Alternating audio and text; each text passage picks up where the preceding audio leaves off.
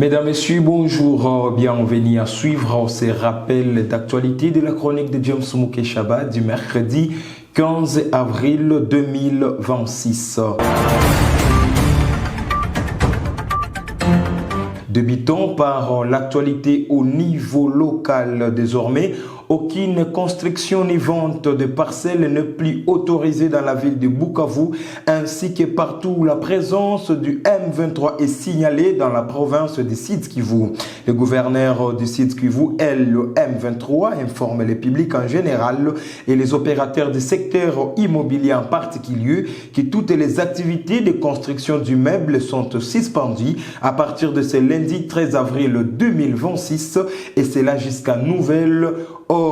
Toujours à Bukavu, la chronique de James Mouké Chaba alerte sur la circulation de faux billets signalés à Bukavu. Des faux billets exposent commerçants et habitants à des pertes. La population est donc appelée à la vigilance lors des transactions, tandis que les autorités sont invitées à renforcer leur contrôle. Et au niveau de la province, l'INPC annonce 3 jours d'activité en mémoire des journalistes disparus. L'Union nationale de la presse du Congo, INPC en sigle section du Sud-Kivu, a annoncé une commémoration engagée de la Journée mondiale de la liberté de la presse 2026, placée sous les signes du recueillement, de la résilience et de la paix, en lien avec les thèmes de l'UNESCO, façonner un avenir de paix. Selon son président Darius Kitoga, cette commémoration intervient dans un contexte marqué par de conflits armés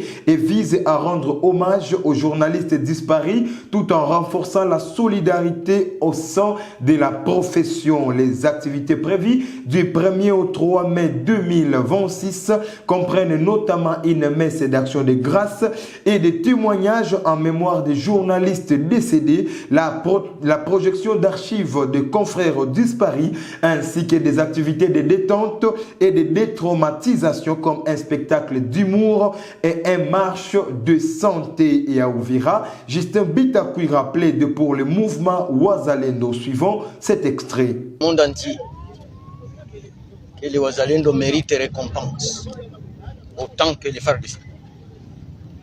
Les Wazalendo ne doivent pas être traités comme un citron qu'on a sucé et après avoir sucé, on jette. Les Wazalendo ne sont pas de papier hygiénique. Ce sont des patriotes.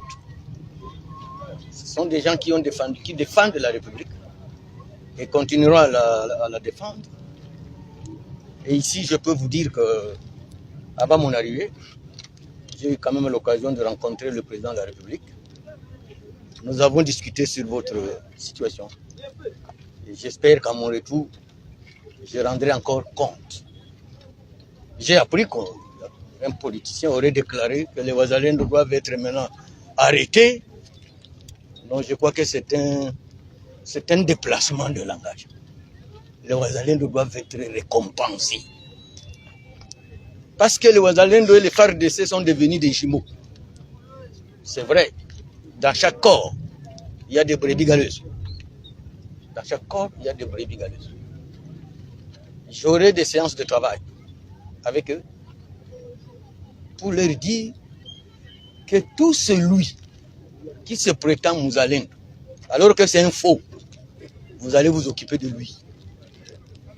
Le passage de la rébellion ici à Uvira nous a aidés à nous connaître. Maintenant ici à Uvira, on connaît qui est qui s'est comporté de quelle manière, qui a trahi.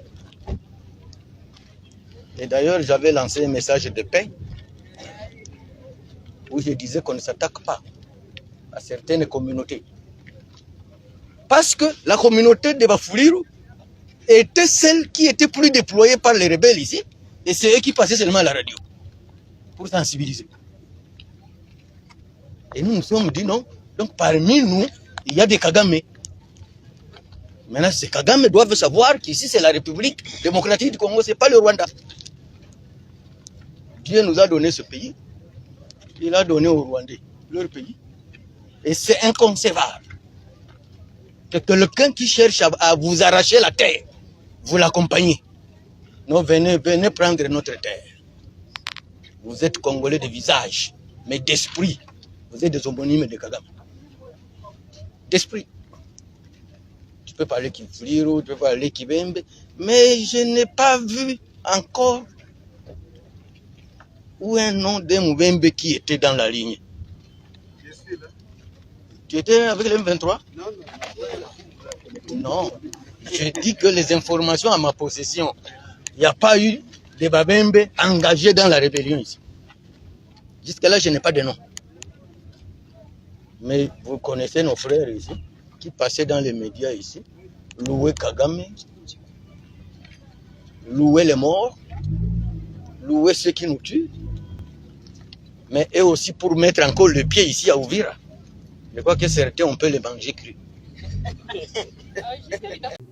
Parlons politique, en République démocratique du Congo, c'est lui qui a exposé clairement la position du Kabila, c'est Tshisekedi, et quand il a décidé de mettre fin au FCC Cash, il est devenu ennemi et on a cherché à l'éliminer. Tshisekedi a sauvé le pays en tant que garant de la nation. Il n'y a que lui qui a sauvé le pays. Propos du général William Yakutumba. Et en matière sécuritaire et paix, le gouvernement congolais et les groupes armés AFCM 23 ont signé un accord Memorandum of Understanding qui fait dire en français protocole d'accord en Suisse.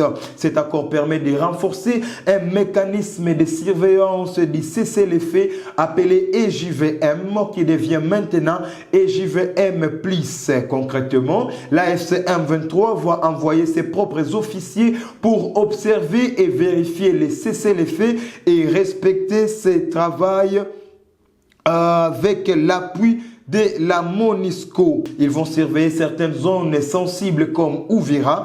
Les deux camps commencent à collaborer pour éviter les combats et s'engagent vers la paix et la stabilité. Poursuivons par la vraie démonstration de force à l'Équateur.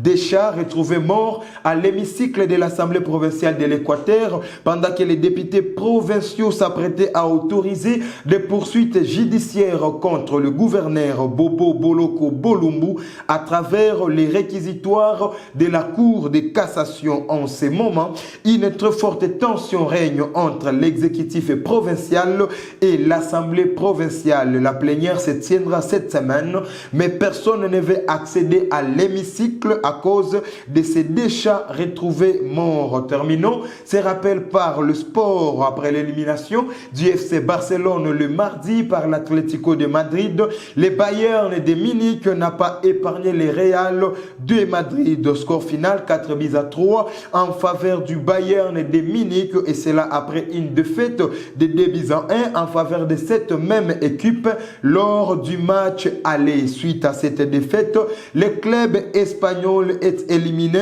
de la Ligue des champions de football européen. Mesdames, Messieurs, voilà tout pour les rappels d'actualité de la chronique de James Mukeshaba. Merci de partout où vous nous avez suivis et par-dessus tout, n'oubliez pas de vous abonner sur nos différentes plateformes afin d'être informé en temps réel. Portez-vous bien.